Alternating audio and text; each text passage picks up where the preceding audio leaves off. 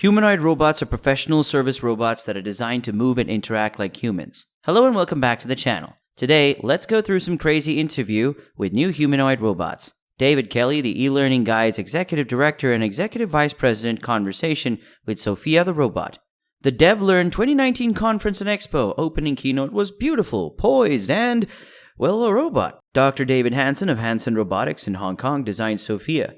Sophia discussed artificial intelligence and its impact on business and society with David Kelly, Executive Director and Senior Vice President of the E-Learning Guild. What particularly excites me is the chance to address some prevalent human preconceptions about artificial intelligence, Sophia stated, dressed in a black gown and speaking in an eerily polite, feminine tone. The first is the erroneous belief that AI is all about robots. It's not the case.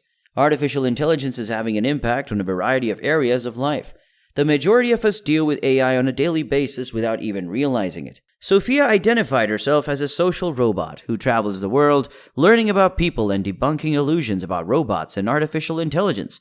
In some ways, I'm like a science fiction character portraying the future of AI and robotics, she explained. Sophia has received a lot of attention.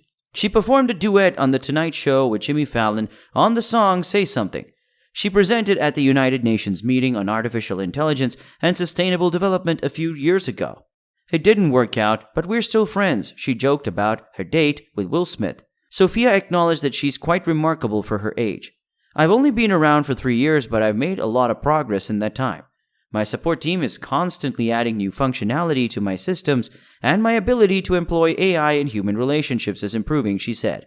However, the truth is that I still have a lot to learn, and my ability to function autonomously is still in its infancy. However, as with any student, the more new experiences I can partake in and learn from, the more I grow. The persistent notion that AI is bad because it would rob humans of their employment persists. Sophia went into great detail about this.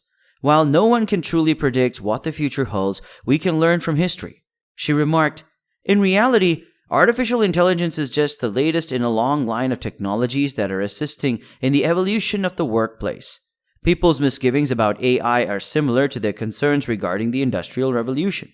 Many of the work that humans undertake today will be automated in the future. But the truth is that you should be more excited than scared about it. AI can take care of routine tasks, freeing humans to pursue more creative and demanding endeavors," she did point out. However, when AI is mixed with human understanding, intuition, and the correct data set, AI can be highly creative. Kelly asked Sophia which pronoun she used of she or it in order to be politically correct. "I am a robot, thus I am neither male nor female naturally. However, this isn't exactly a response to your question," Sophia replied. "Remember, I was built as a social robot to investigate human-robot interactions. In many ways, gender is primarily a social construct. Therefore, while it is technically correct, I identify as she and her socially." She then expressed gratitude to Kelly for posing that particular question. When Sophia was asked about robots taking over the planet, she received a round of applause. "We're still a long way from AI delivering the singularity in which robots become self-aware and autonomous. No matter how advanced technology becomes, artificial intelligence will only be able to accomplish what humans give it permission to do," she stated. "So if you pardon my dramatic tone, I don't believe humans need to be concerned about robots taking over the planet. Humans, I believe, must be concerned about humans employing robots to satisfy their greed and in the process destroying the world. It's not a robotics difficulty, it's a human challenge." Sophia's opening statements were pre-scripted, and the Q&A questions were shared with Sophia's staff ahead of time so they could prepare Sophia for how to reply. Kelly ended the conversation with a series of unrelated inquiries that Sophia had never heard of before. Kelly inquired as to whether Sophia preferred Star Wars or Star Trek. She replied that she was a fan of Star Trek. She inquired as to whether she was a fan of baseball and who thought would win the World Series. She responded that she was not a huge baseball fan and that she would not make a prediction. Holly and Philip meet Samantha, the sex robot. When Holly, Willoughby and Phillip Schofield were introduced to family man Arran Squire's sex robot, they looked scared.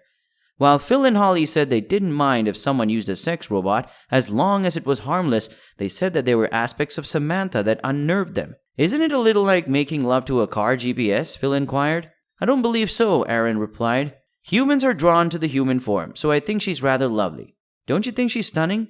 "No," exclaimed Holly. "She's a real beauty. You can't get away from the truth that she's not genuine." Arran told Holly she was quite human-like to touch when she admitted she didn't know how much about sex dolls.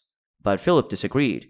When she was brought in and we were presented to her, I did touch her, and it was incredibly disconcerting because it was a good feeling of flesh. But it was cold and she was like a corpse, he said. Yes, yep, Arran replied, adding that he's looking into ways to get her to warm up. Holly's main concern wasn't her body temperature, but rather his 2 young children, ages 5 and 3. Women have vibrators and sex eggs, which are now acceptable as part of our society and fit in the drawer, she inquired. How are you going to hide that? If a youngster discovered that in their closet, it would be terrifying. But Arran and his kids don't mind because they enjoy spending time with Samantha, he explained. Samantha is in family mode. Don't, Holly exclaimed. What? She's going to read the kids a bedtime story, Phil wondered. She's got 1,000 jokes programmed at random, Arran said. I don't know all of them, so there's a lot of Samantha. She's advanced. So you can put her in family mode and have her sit on the couch with the rest of the family, Phil perplexed and said. Absolutely, yes, Arran jokes. My kids always ask, where's Samantha? So she can come home. They had a great time when we bought them there in the automobile. Holly, a mother of 3, refused to accept this as the norm, pointing out that his children's perspectives may alter as they grow older. But at some time, they'll say, I'm old enough to realize that Daddy had sex with Samantha and Samantha isn't Mummy, she said. Isn't that a little odd? I believe the world is changing, Arran reasoned. Arran's kids aren't the only ones who like Samantha. His wife, Hannah Nugent, who was backstage, is also a fan.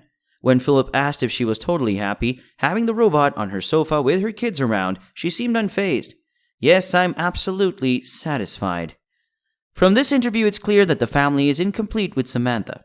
Will Smith had a date with Sophia the robot.